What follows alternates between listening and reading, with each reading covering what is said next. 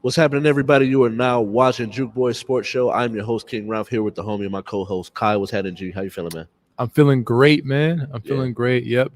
I'm feeling good. I'm happy to do another show today. We got NBA, NFL playoffs on the Playoffs. It's horizon. playoff Yep, time. and I see you decked out in this Reppin'. gear. Reppin'. Rep it real hard. Rep it.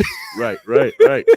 Going hard. Yeah, we're Going about to have a hella great hard. show today, but let's get to it. I'm looking forward to the show, man. Yeah. But first off, before we get going, man, let's get the ticker going. If you see the ticker at the bottom, if you want to book any kind of podcasts, music videos, photo shoots, call the number on the bottom of the screen, 707 Fit Boxer. And we're gonna jump straight into it, man. We got a lot to get into. First off the rip, we got big deal or it's whatever. TJ Watt ties the sack record. I was really hoping, because it would make this a more compelling conversation, if he can pass the record. You're right. But with them adding an extra game and him tying, but also he really only played 15 games this year. Yeah. Is this a big deal or is it whatever? It's an absolutely big deal. Records are meant to be broken. And anytime that you're talking about a sack record and you look at the impact that he had on his team in terms of assisting in them getting to the playoffs, I believe it's a definitely a big deal, because you've got to think about what you had said, Ralph. He missed games this season, right? He missed games due to injury, and then it's like, okay, well, is Watt coming back? He was able to come back, and the moment that he came back, he was able to make an instant impact on that defense as being the best player on that defense. I would say when I look at the Steelers, TJ Watt, Minka Fitzpatrick, those guys, and Cam Hayward, those are the pillars of that Steelers defense, and that sack record was amazing. They're in the playoffs. I know we're talking about Big Ben's swan song, his last hurrah, his last hurrah. You know what I'm saying? Yeah. But TJ Watt, I just feel like he's been the catalyst all year. So yeah, it's a big deal. And as a rival fan, Baltimore Ravens, I have to give him his props, TJ Watt, and he also was able to do things against the Ravens. So yeah, so props to TJ Watt. I believe it's a big deal. Let's give him his flowers. Me personally, I think it's a big deal. I really wish he would have been able to what do you say, get that record. Yeah. To have sole possession of the record. Right. I still think it's a big deal, regardless of the matter. Next up, Cooper Kupp wins the Triple Crown. Most receptions, receiving yards, and touchdowns. Big deal or it's whatever? I'm going to say it's a big deal as well. All right. I'm handing out flowers today, man. I'm handing out flowers. They're going to call me Kai, a.k.a. the florist. The florist. You got to say it like that. You know what I'm saying? Yeah, Cooper Kupp. Here's a guy that you look at, players that got drafted ahead of him. You know what I'm saying? You look at the quarterbacks that he's played with as well, in the Jared Goff in the past, and now you getting a brand new quarterback actually in Matthew Stafford. Just because you have a brand new quarterback who people may view as an upgrade, you still have to develop a rapport, right, Ralph? You have to develop a rapport with that receiver, and I believe that he was able to really get into the offseason and develop a rapport with Matthew Stafford and make critical and crucial key receptions in game-winning drives this season as well. Cooper Kupp, I believe you said, I'm not sure if you said he was your MVP or was the offensive player of the year. One of those things, but we talked about in our last show. He was my offensive player of the year, but he was Jonathan Taylor was my MVP. Okay, yeah. So once again, man, not going too long-winded, Cooper Kupp, man, he's a personal favorite of mine. Real life, fantasy life, the whole nine. So yeah, big deal. Yeah, he did that. He did that in the fantasy football. Yeah. Tom Brady, oldest player to throw for 5,000 yards. Okay. Me personally, I think this is a big deal because of everything that he had to endure. And the reason why I wanted to go first is because y'all know, if you watched me, if ever had a conversation with me, I still fight back on that whole he's the GOAT thing. Might call me crazy, but it is what it is. Right. But I still think that throwing for 5,000 yards, and what is he, 42, 43? 44? 44 now. Wow. Yeah. And being the oldest to do it, while, I mean, I know you got an extra game, and he hit the 5,000 mark in that extra game. But at the same time, no AB for multiple games, no Gronk. Chris Godwin goes down year for Mike Evans. So being able to rest and be able to throw everything on his shoulder, I think is a big deal. I think it's a big deal because he's in the running for the MVP. Now, do I believe that he should win the MVP? No, I do not. Despite, yes, he did have some injuries.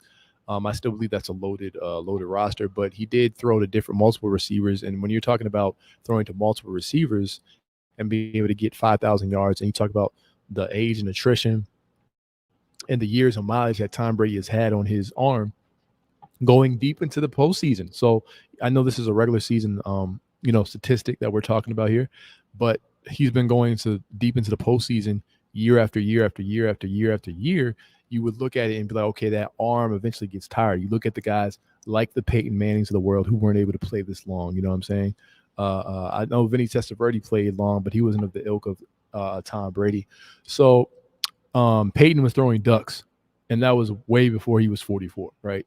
So I'm going to say it's a big deal for Tom Brady. So shout out to who I believe actually is the GOAT. You know, I say the worst lies we tell, the ones we tell ourselves, Ralph. But yeah, so I'm going to say it's a big deal. So I gave out a couple flowers this show. And then last but not least, my Boyz. Raiders make the playoffs, becoming the first team since the 60s to make a coaching change mid-season and still make the playoffs. I really hope I'm saying this gentleman's name. I was trying so hard to find people saying his name so I could say, but I think it's Rich Bisaccio. Okay.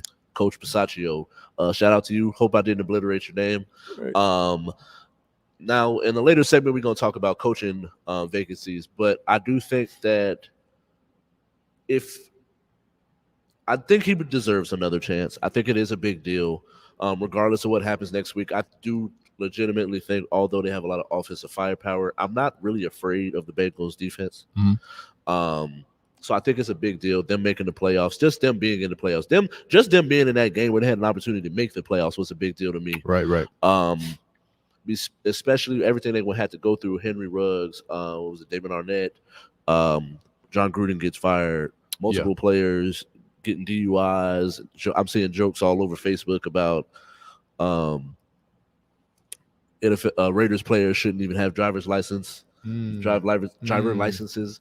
But I think shout out to them, and I really think that they did pulling together, galvanize him, being able to galvanize the team and push forward. Because I picked them to make the playoffs going into the season, so it's like obviously there was a certain amount of talent, that I think they had.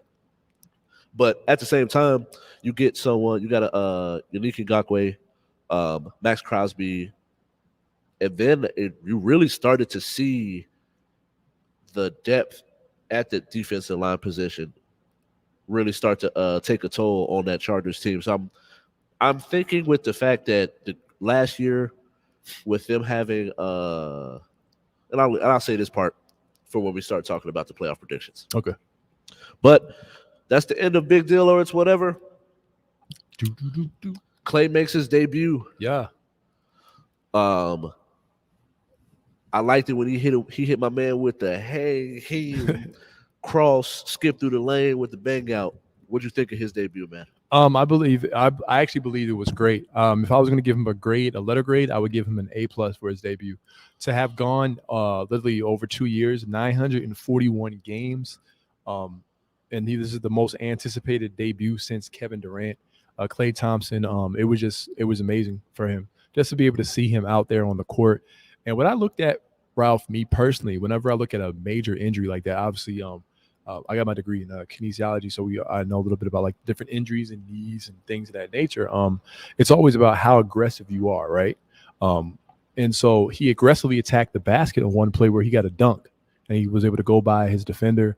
And so the assertive and aggressive mentality that he came out with, knowing that it would be an emotional game. And so you can always want to be eager to come out and stuff like that, but there's going to be butterflies, obviously. So he started off, I believe, the game initially 2 for 8, but then he hit next 4 straight shots, and he started to get into a rhythm.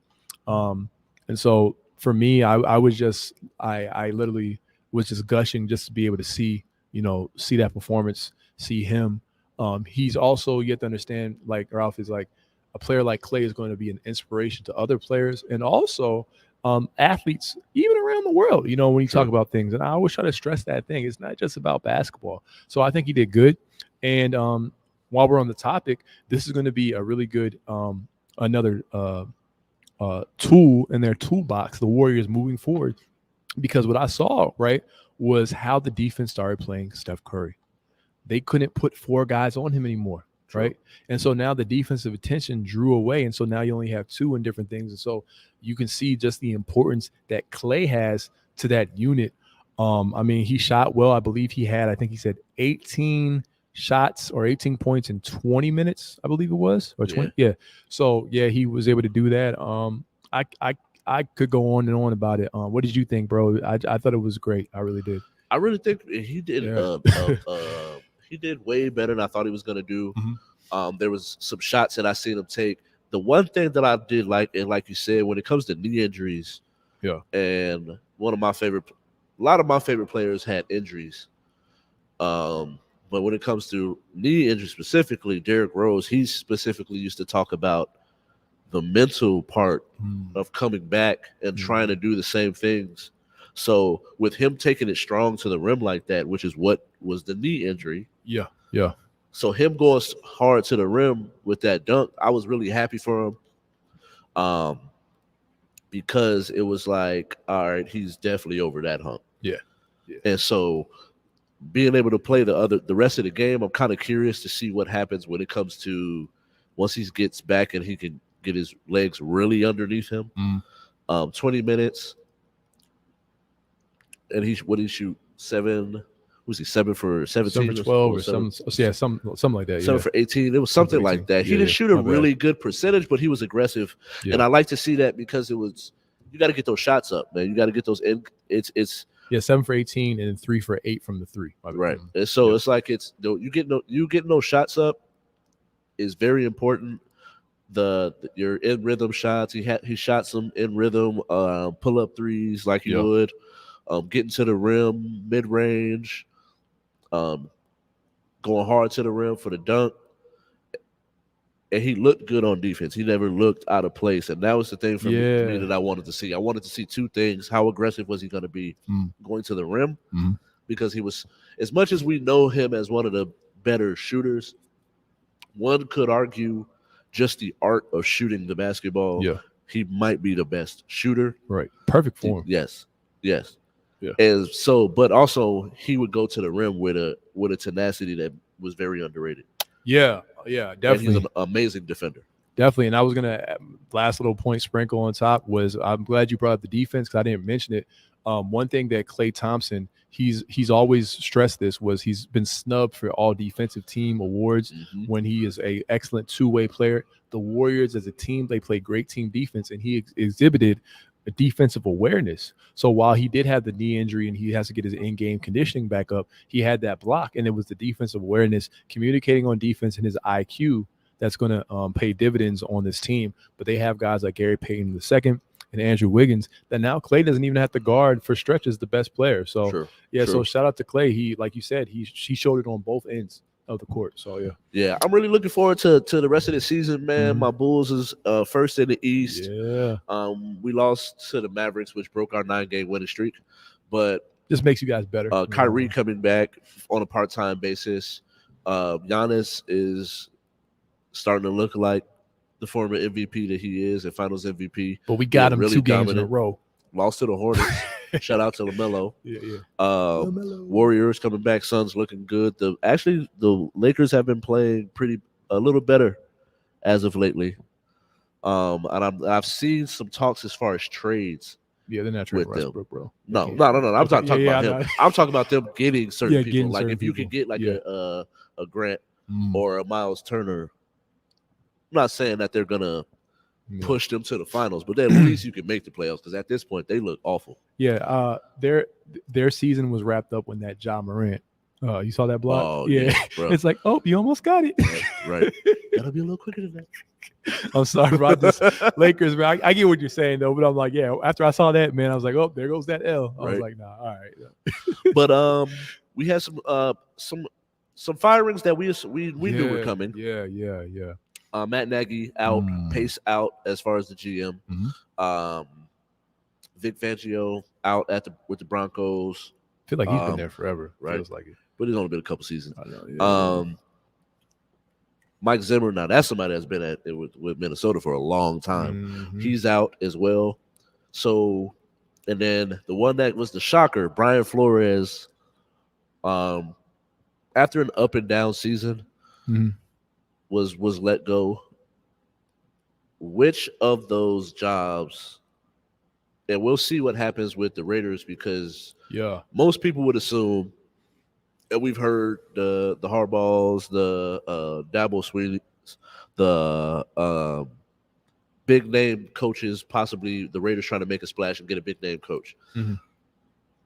But we'll see what happens as far as the playoffs. But with that, which job is the most attractive? All right, so excuse me. When we talk about coaching attraction, I'm trying to break it down with the team that you listed. I have to look at organization in terms of structure, what the organization is about. Are they about winning? And also I look at the player personnel. That matters. The players on the team, because remember, the coach is going to come in there. They have to get their coaches. And then, okay, your scheme has to fit the players that you have there, and et cetera, et cetera. So when I look at that and I look at the quarterback situation, that is the key, right?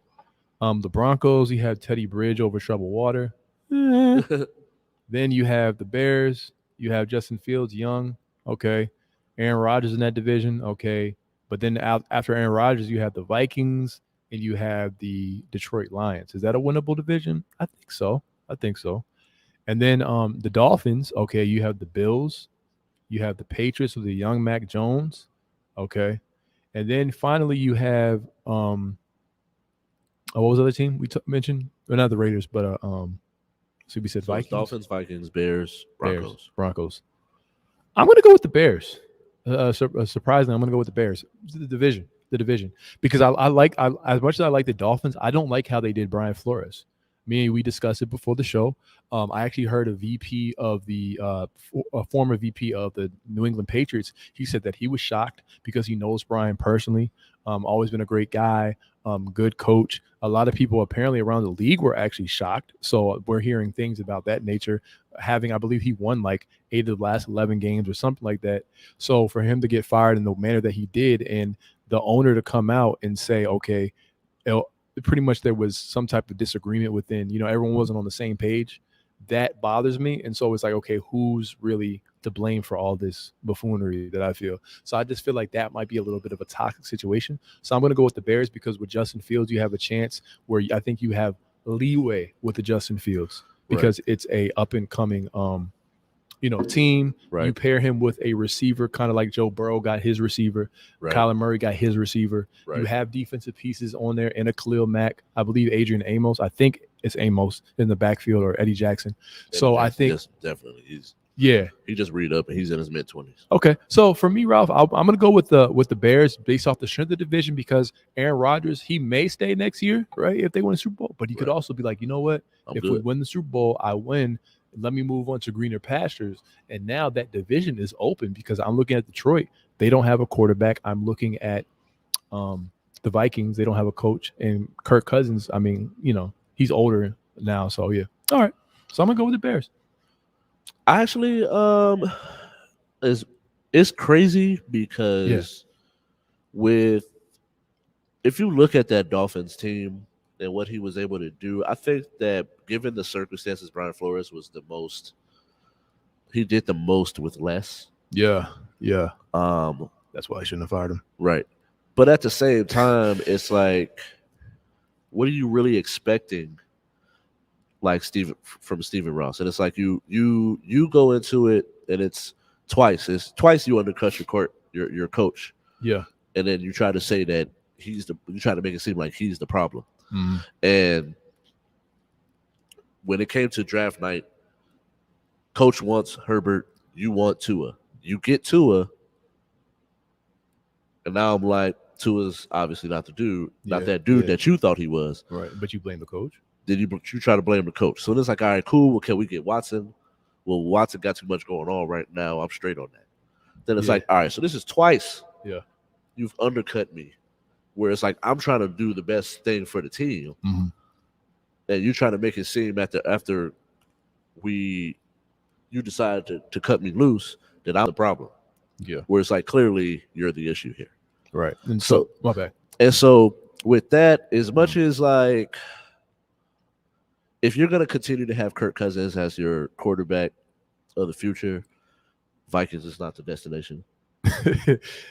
Yeah. The one thing you could say with the Broncos is They have some weapons there. they have weapons. They have Yeah. weapons on offense. Yeah, They have weapons on. They have good young weapons on defense.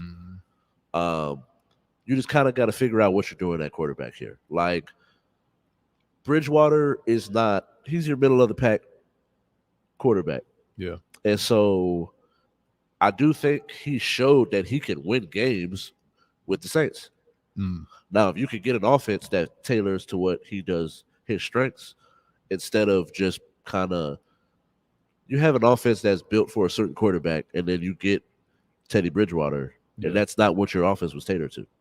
The AFC West is tough, though, because you have those high-octane offenses in the Patrick Mahomes, West Coast spread. You have the Raiders that can air it out. And then now with Herbert being who he is now, right? That's the only like cause of pause for me. I think it's like you could be in a situation. I was going to ask you, being a Raiders fan, do you think that the AFC West is like the obviously scheme-wise is different because they air it out. We're more physical and things like that in our division. But do you feel like the AFC West is now turning into moving forward like probably one of the, if not the toughest, one of the toughest divisions? Oh, yes. With a Chargers, with the Raiders on the come up, depending what you do with the coach. And obviously, my homeboy, you think that could be, it's a challenge for the coach. I do think that if you get the right coach and you could get a quarterback that fits what you're trying to do, or even just build an offense around Teddy Bridgewater. Because for me, I've seen the group chats and I've seen people online talking about the quarterbacks coming out, and nobody out of this draft is really. Yeah, I'm not saying there's nobody I feel personally that you got to have this guy. It's kind of like the Jared Goff draft, right? When it's like you should have probably just drafted a running back, exactly. Or they already have though, or go defense. Because then at a certain point, it's like if you got a dominant defense, you could keep some offenses. Some offenses down. The point total is down to where it gives Teddy Bridgewater a chance. Now he doesn't have to go score 30, 28 to 35 points a game in order for them to be successful. Win the game in the trenches. They could be like the outlier team in that division. You know exactly. What I'm so I wanted to agree with you, but for the sake of the conversation, pushing the conversation Speak along, your heart, man. I definitely would say the Broncos would be my second choice, but I definitely would say with the Justin Fields and everything that he could do, that arm that he has, if you could get some receivers around him, because he has some speedy receivers, but obviously Allen Robinson doesn't want to be there. He's never had. You can just tell, even with a new quarterback, he's still just not really feeling it. Would you take Allen Robinson in Oakland? Yes. Now that Ruggs, yes. I would take him in Baltimore and move Bateman to the 2, even though Bateman's a 1. But hey, you can never have enough receivers, in my opinion. Because I think that Allen Robinson is when he wants to play, he's a number 1 receiver. Yeah. Oh yeah. Plus, he's played with multiple different quarterbacks and put up numbers. So Yeah. And so I do think that with everything they got out there, plus with the new coach and GM, it gives you the possibility to really come in and really sink your teeth into that team and really show what direction you want to push that team into. Right. That wraps up that segment, man. And so we're going to switch over to wild card predictions. My eyes just lit up because I love talking playoffs of any sport except for baseball. I'm sorry, but that's just me. Hey. Now, man, with baseball, only because my team sucks, guys. As a person that watches baseball, it's so hard with baseball because that's like, along with like college March Madness, although they do play series, it's hard to really it's really hard to guess with that, or even try to say who's going to win what, because it's such a whoever's hot at the moment type of thing. But to switch over, we got Saturday Saturday in at the 1:30 Mm-hmm. Pacific time. Talk to him. January 15th, Raiders play the Bengals. Okay, Mr. Raider. I'm a homer, so obviously with the issues with the Bengals going into this season was the ability to protect Joe Burrow. Mm. With the game that the Raiders just got done playing, which is something I was going to bring up, but I decided to use it for this. Unique Ngakoue and Max Crosby coming off the edge.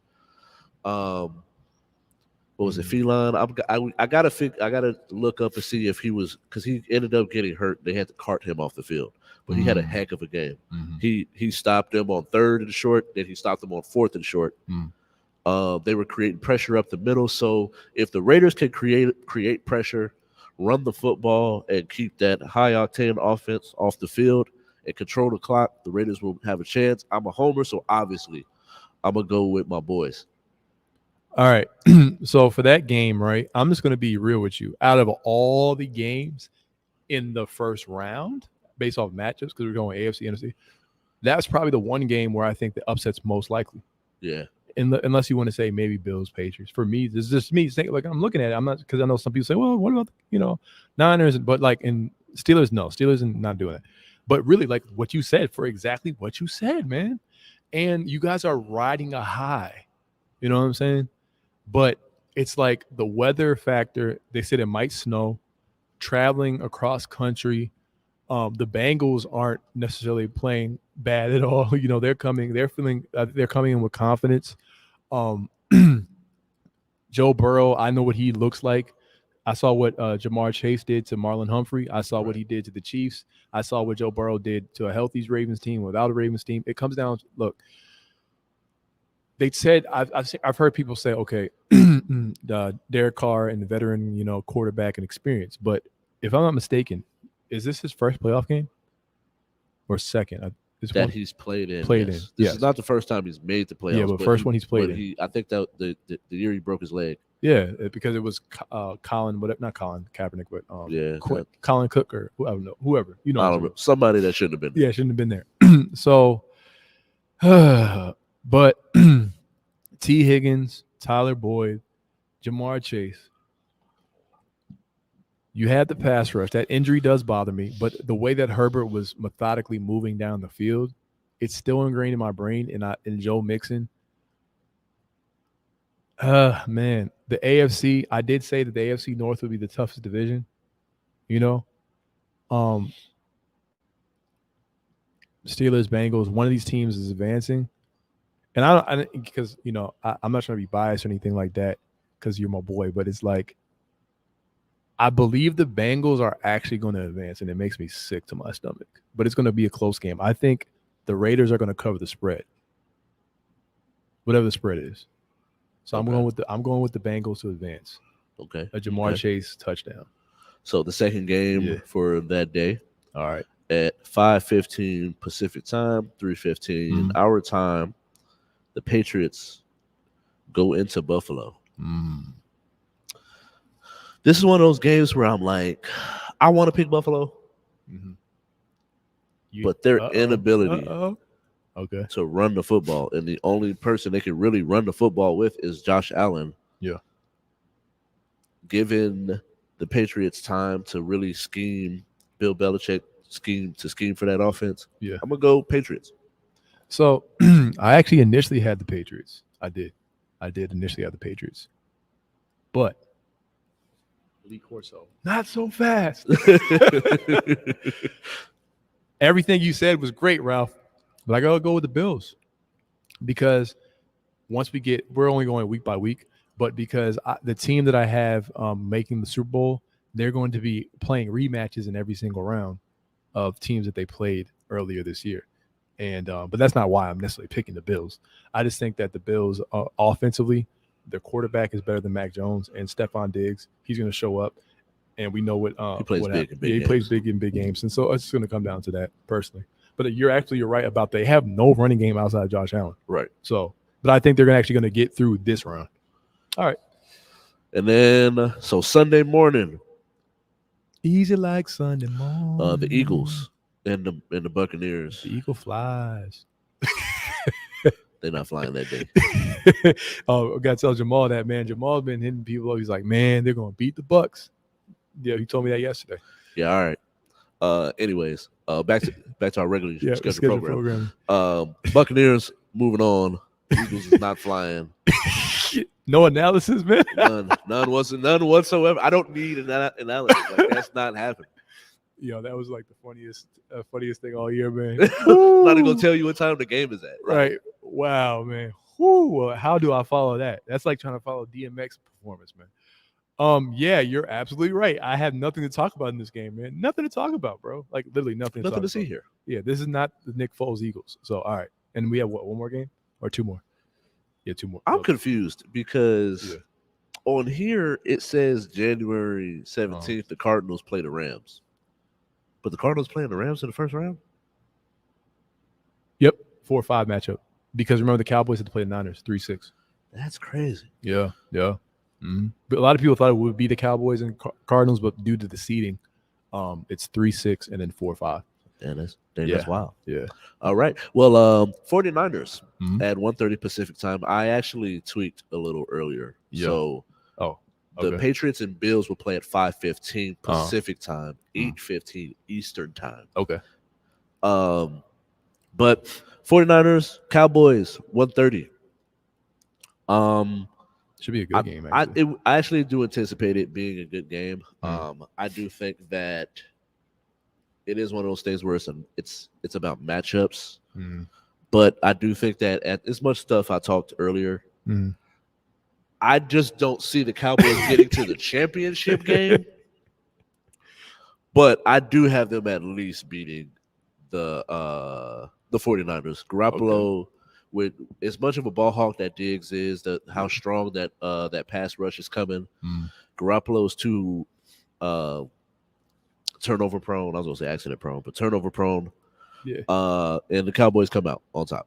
All right. So porn star Jimmy's gonna lose to the Dallas Cowboys, man. I'm sorry, man, Jimmy G.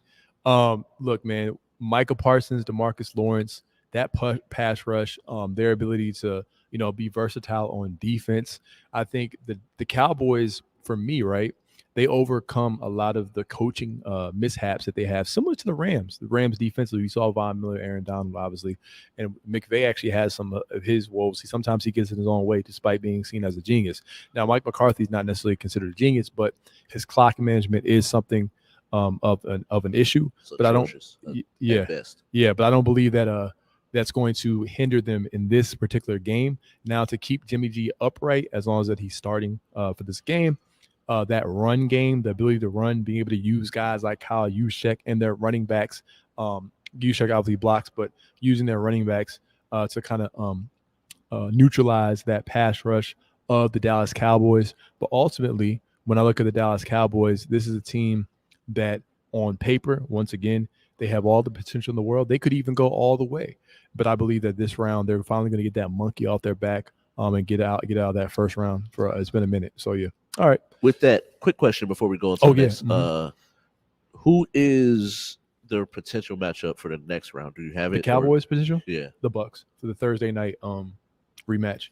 Okay. Of the opening day. Yeah. I don't see them getting past that. Okay.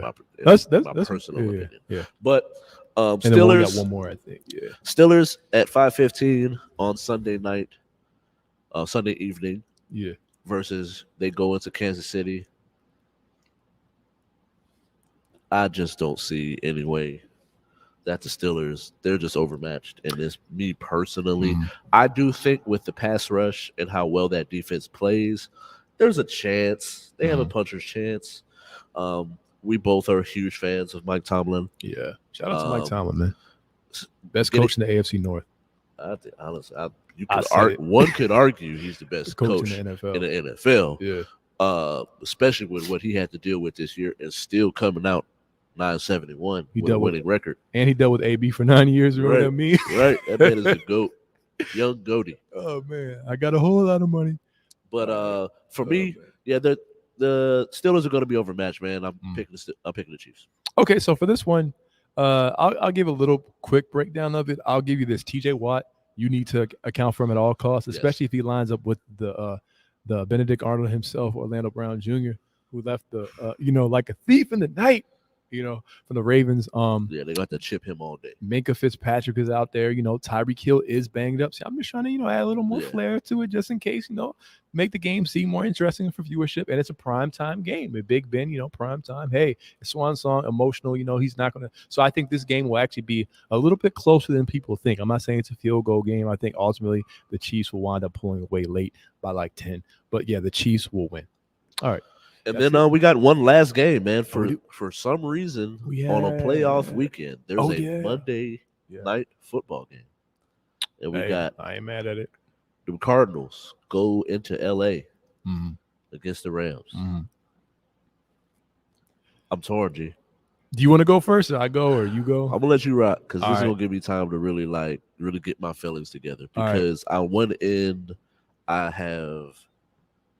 love the quarterback on one side, and I love that team. Yeah. But on this end, I picked them to go to the Super Bowl. See, that's what always happens. Like once you get there, and y'all know how I am about my teams. I rock with my picks. We're not Kendrick Perkins over here, right? Or Stephen A. Just be honest, man. Matthew Stafford scares the hell out of you. All right, so yes, boom or bust, man. No, because I looked at the stat. Speaking of the game, guys, like with the Rams, right? The issue with the Rams is they have all the talent in the world.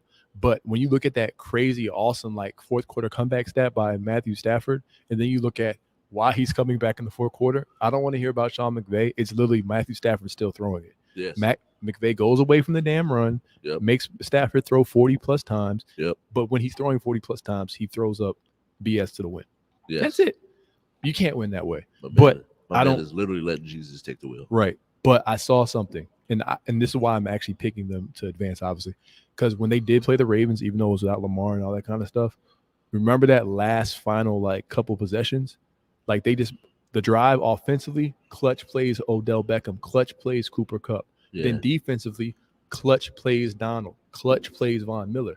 So the superstars rose to the occasion. And so I think in spite of Matthew Stafford, that's going to carry the Rams into the next round until they face like a juggernaut such as like a Green Bay or whoever. So I'm actually going with the Rams. I don't believe J.J. Watt trying to pull a Ray Lewis from 2012 coming back from injury is going to really do anything for me personally. So yeah, I'm going to go with the Rams. All right. And so that wraps up. That gives us almost 22 minutes to talk about the NBA centers. NBA. The greatest of all time. The top 15. This will wrap up this series we're doing our own top 75. And just because we did 5 positions at top 15, that does not mean that all of these people will be on our top 75 list. Right. But let's get it. All right. So let's set it off. We doing 2 at a time? All right. At a certain point, and then we might. I will make an announcement based on what we have in the time that is taking. All right. So 15 and 14, starting at number 15, D12, and I'm not talking about Eminem and fight music. I'm talking about Dwight Howard himself, aka the Disney World man from Orlando, now a member of the LeBron James Los Angeles Lakers. This dude was a 3-time Defensive Player of the Year. Led the Orlando Magic to the NBA Finals in 2009 with one of the worst rosters ever assembled, aside from I'm sorry, Vince Carter played horrible that season. But he was horrible that season. But he was pretty much a formula with having a dominant athletic big that could defend high pick and roll at that time and be surrounded by shooters and 3-point shooting. Hedo Turkoglu, Rafer Alston. Not Rafer Alston. Rafer Alston was on the team, but Hedo Turkoglu, Rashad Lewis. Okay. Dwight Howard, athletically, he was a monster. Defensively, they beat the number 1 seed in 2009, that 66-win Cavs team, led by 2-time then MVP LeBron Ramon James. And the mismatch, a lot of people thought that the Magic weren't even going to make the NBA Finals, and they just wound up facing Kobe Bryant. And Dwight Howard was the catalyst, and they made that almost a series, had Courtney Lee, not missed that layup. So Dwight Howard, he's amazing. Then number 14, I have another defensive center. Yeah, Dikembe Mutombo. He actually got drafted when he was 25 years old. He's tied with the most Defensive Player of the Year awards of all time. Member of the Nuggets, member of the 2001 historic Philadelphia 76ers team led by Hall of Famer Allen Iverson. He was also a Defensive Player of the Year at age 35 as well in 2001. So I'm going to give a shout out to Dikembe Mutombo at number 14, Dwight Howard number 15. All right, so at 15, I got your 14. Okay. Dikembe Mutombo, 8-time All-Star, 2-time All-NBA selection, 4-time Defensive Player of the Year, 6-time All-Defensive Team. He's second in blocks and 20th in rebounds. One of the reasons why I have Joel Embiid in front of him, who doesn't have nearly the amount of accolades, it's just when you start to look at it, regardless of what I've seen in a person's career, all right, Dikembe Mutombo he had the finger wave and all of that. Yeah. But when you think about his offensive game, he just is very limited. And so one of the reasons when I start to compile my list and I start to think of people and I start thinking about from different eras, sorry about that. When I start to think about people from different eras, can you take Dikembe Mutombo and put him in this era? And I do personally feel like you can, with his ability to protect the rim. Be like a Rudy Gobert, maybe. Yeah, he could be a Rudy Gobert, a Clint Capella, throw the oop, pick and roll, slide to the rim, grab rebounds, kick it back out, slap it back out. So I do think that he could be that type. But we've seen Joel Embiid be, to some people, and this might sound blasphemous to some people, he's a more skilled Akeem Olajuwon.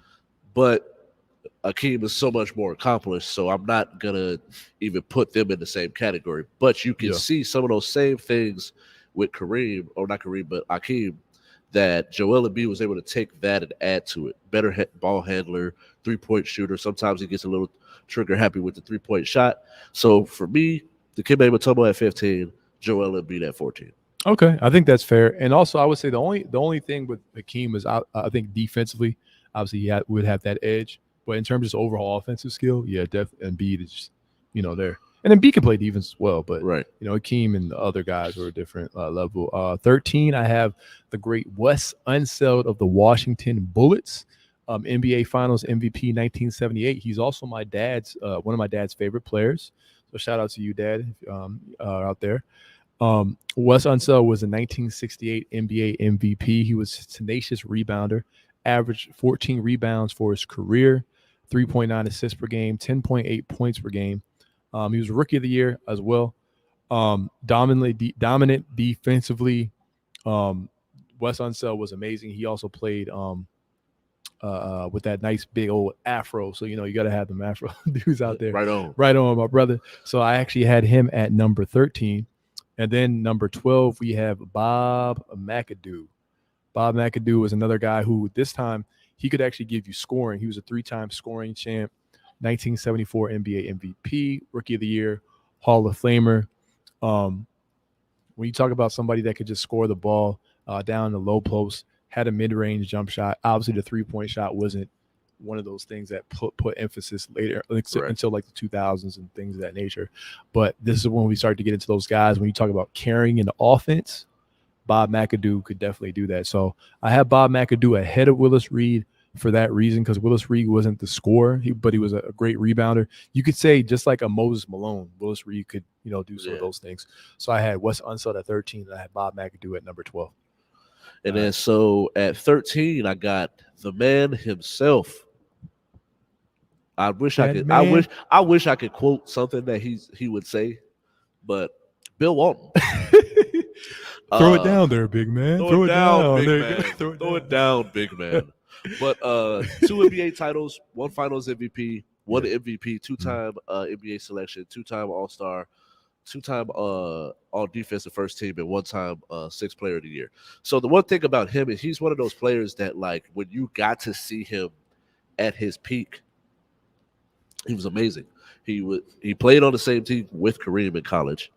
Right. And so he's in the same era, wins a Finals MVP, MVP, and gets a ring.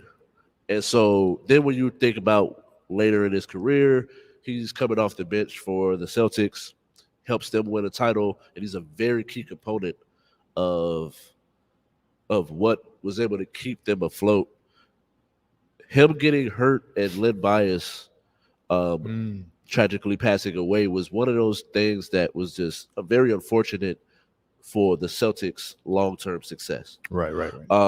But what he was able to do while he was at his peak, it's hard to keep him off that type of list, regardless of how long he was actually able to play for. Okay. Um, then we got Let's see. who did I have? What was that? Number 12? 10? Yeah. 12? Yeah, Dwight 12. Howard. Okay. For every reason that you stated, he was one of those. Like I remember just seeing his stature, the wide, the broad shoulders, him blocking shots while having to put his hand on the backboard so he didn't hit his head on the backboard. Like Yeah. being that big while also being, regardless of how well he did in those dunk contests, he still was in multiple dunk contests. How just an athletic freak of nature, but also at the same time, early in his career prior to the back injuries, he was winning games, and he was doing well. He got to a finals, like you mentioned before. He beat LeBron to get to the finals. He actually ruined when Kobe and LeBron had the puppets. He ruined that finals that we were supposed to get a LeBron Kobe finals. He ruined that prior engagement. And for me personally, he's one of those people that didn't make the NBA's top 75 list, and I think that was such a that's bull jive. I feel you on that. And so 13, I got Bill Walton. 12, Dwight Howard. Okay, so so my 13 was Wes, and my 12 was Bob McAdoo. Now I'm gonna give you a guy, and this could be kind of controversial, but people always talk about Larry Bird. What if he had played? But do it based off what you did do. But this dude was a problem when he played, and I'm thinking about he had to go up against a guy like Shaquille O'Neal, and he was able to hold his own as a rookie. He actually averaged 25 points per game at one point in the season. He was an MVP candidate before. He's an international player. I got to go with my man Yao Ming. Oh, wow. Right. Yeah. So Yao Ming at number 11, right out the top 10. I think Yao Ming, you talk about a guy who's 7'6". If you go through the history of the league, Ralph, there's not many guys, let alone his height. Let's be real, right. The minute Bowles and all that kind of stuff, who over 7 feet, that had the touch that Yao Ming had around the basket. True. Yao had touch. Yes. Yao had a mid-range. Yao could block. Yes. Yao was pretty much, they always said if he had been healthy, him and T. McGrady. I mean, look, that Rockets team took the Lakers 7 without both those players. True. Luis Scola and Chuck Hayes was giving Powell and Lamar work. Right. I was like, who is this dude, Luis Scola, man? Yeah. So I got to go with Yao Ming. Cultural icon, but he was also dominant. I thought he was pretty dominant. He wasn't Shaq, but he did give Shaq problems. And Shaq had to come back. I'll never forget their first meeting. He had to come out the second half because Shaq needed certain things to motivate him. That was always the knock. And then, okay, I got to take this guy seriously. You know what I'm saying? So I'm going to go with Yao Ming at number 11. And then I have Bill Walton for all the reasons that you mentioned. He's number 10, played for the Portland Trailblazers, played for the Boston Celtics as an integral piece for that championship, run. Was an MVP, was able to win a ring. Throw it down, big man. Right. What, Luke got ejected? My son got ejected. I never forget. Oh man. So yeah, the hippie himself, Bill Walton, number 10. All right. And so I think I'm at 11. So for the sake of time, we're getting close to that 10 minutes left in the show mark. So I'm gonna start shooting off 3 at a time, so we can give, because sometimes I like to give the people who are at the top of the list a little bit more time instead of just saying like this person. Yeah, all right, cool. Sorry, thanks guys. Right. I feel you, man. So at 11, for every reason that you said, Willis Reed, which is why, and I got McAdoo at 10. Okay. But for every reason that you brought up, wasn't the score that McAdoo was. 2-time, he had 2 titles, 2 Finals MVPs, 1 MVP, 5-time NBA selection, 7-time All-Star, and 1-time All-Defensive Team. Although he didn't have the numbers, but the coming back like Willis Reed on a bad leg, just it's a signature moment that kind of gives you that kind of brings that allure to a player, and why, like when we start talking about nicknames and things like that, he just has that signature moment. And then next, like I said, Bob McAdoo, and we're at I think That's at 10 for me. 10, okay. Like you said, he was a scorer, Mm. rim protector, good rebounder, won 2 titles, 1 MVP.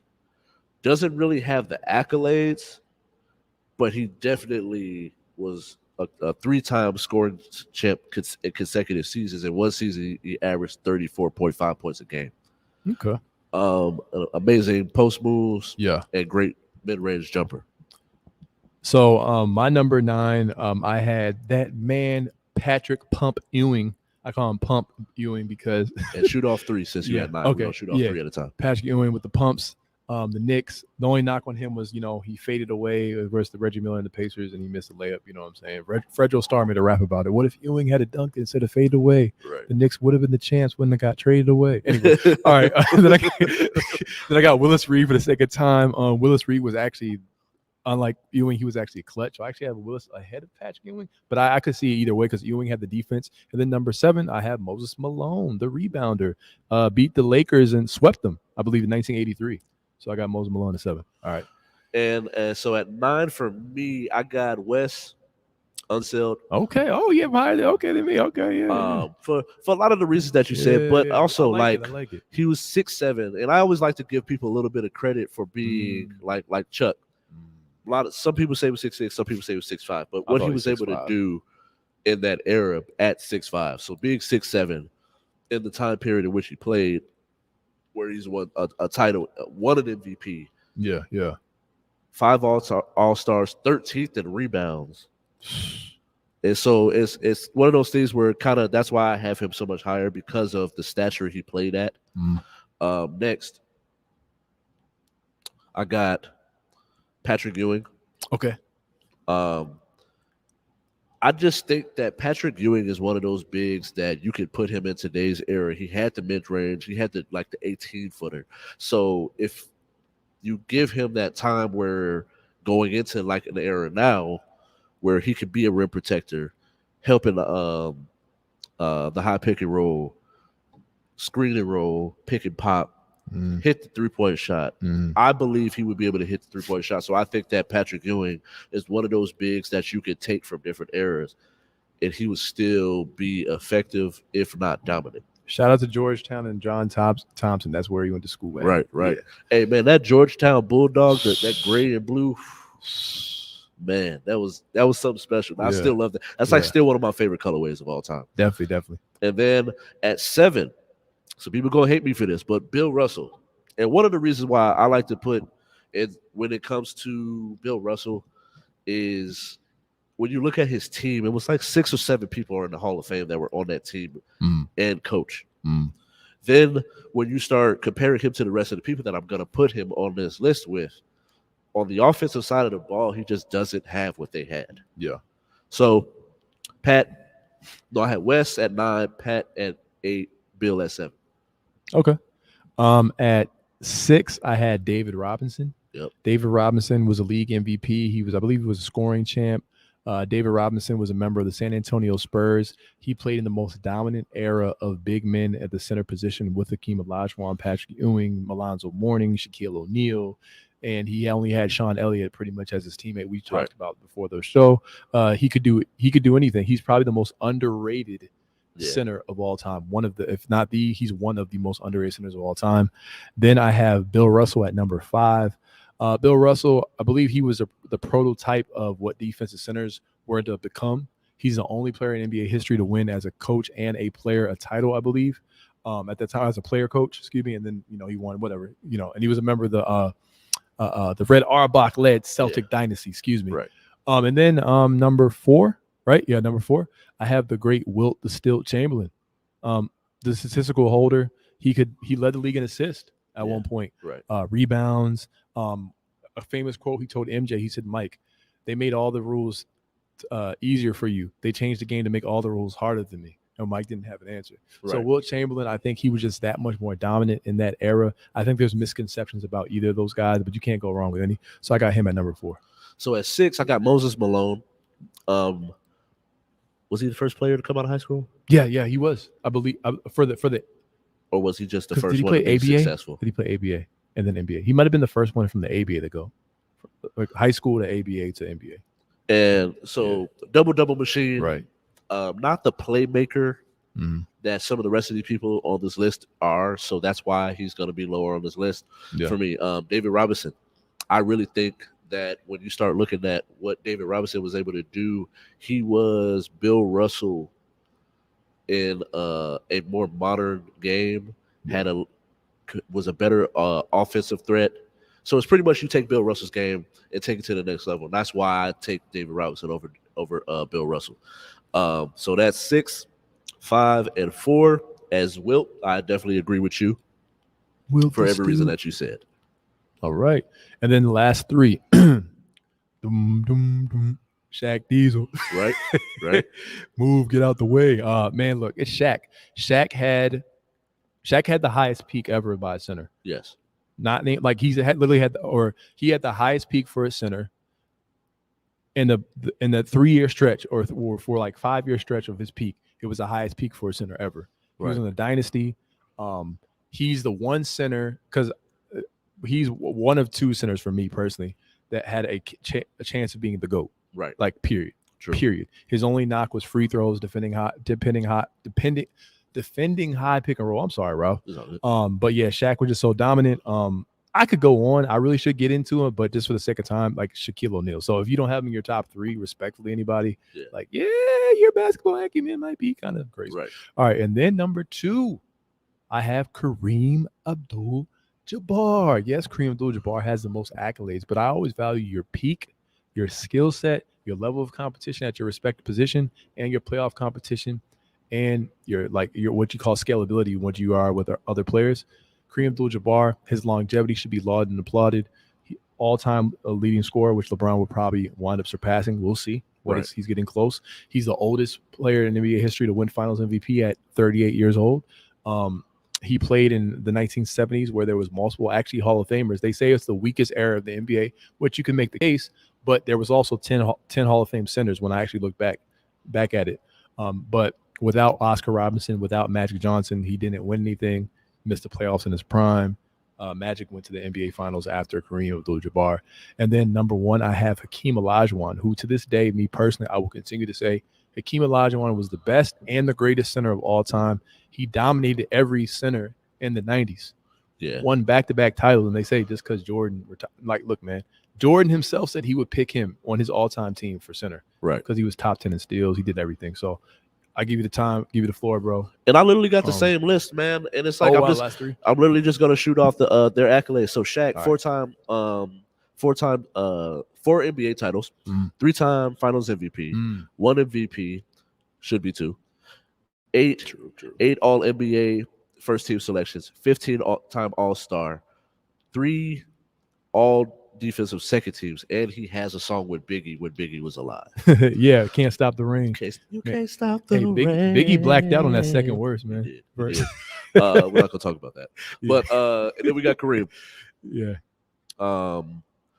Kareem, six titles, 2 Finals MVPs, 6 regular season MVPs, 10-time first team All NBA, 19-time All-Star, 5-time All Defensive first team, first in scoring, 3rd in rebounds and blocks, and 45th in assists.